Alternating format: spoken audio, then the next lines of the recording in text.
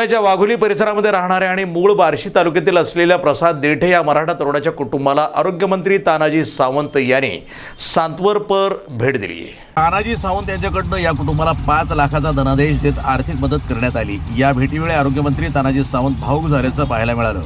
या भेटीवेळी देठे कुटुंबातील 3 मुलांच्या शिक्षणाचा खर्च उचलत 3 मुलांचं पालकत्व स्वीकारल्याचं तानाजी सावंत यांनी यावेळी जाहीर केलं।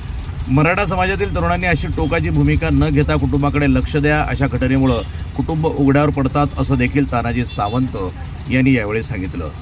आर्थिक मदत त्यांच्या कुटुंबियांना पाहिजे, त्याच्यानंतर शासकीय नोकरीमध्ये त्यांना नोकरी देण्यासाठी मागणी केली आहे त्यांच्या घरच्यांनी, तर काय सांगाल?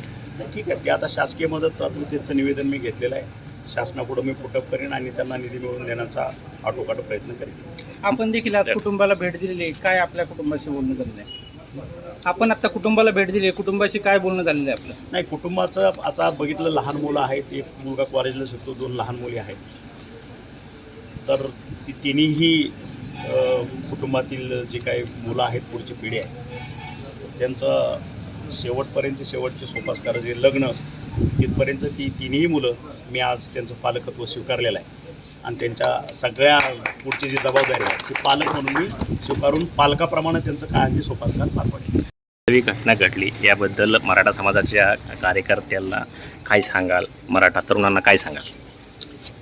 मी पहिल्या दिवसापासून 7-8 वर्ष ही मराठा क्रांती मोर्चा असेल, सकल मराठा मोर्चा असतील, आठवण मोर्चा असतील, हे लढत राहणं हे मी समजू शकतो। जोपर्यंत अंतिम ध्येय साध्य होत नाही तोपर्यंत लढणे वगैरे ही गोष्ट ठीक आहे, पण आत्महत्यासारखं टोकाचं पाऊल उचलणं कुठल्याही कुटुंबाला परवडणार नाही, त्याच्या पुढच्या पिढीला परवडणार नाही। मी आपल्या माध्यमातून माझ्या सर्व समाजाला कळकळीचं विनंती करतो, आव्हान करतो, असल्या टोकाचं पाऊल उचलून आपल्या लेकराबाळाला उघड्यावरती टाकू नका।